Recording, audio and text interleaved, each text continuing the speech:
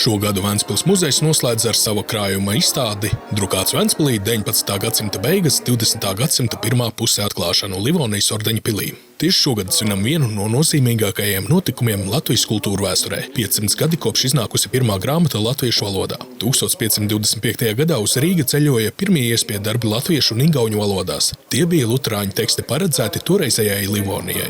Grāmatas līdz Rīgai nenonāca, jo Lība kā grāmata sarastēja un, domājams, sadedzināja tirgus laukumā.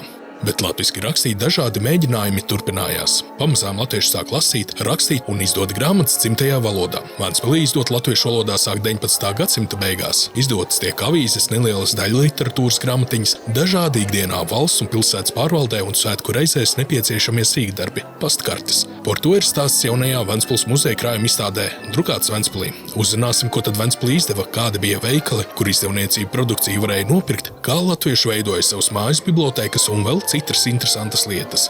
Izstāde būs pieejama līdz nākamā gada 18. novembrim.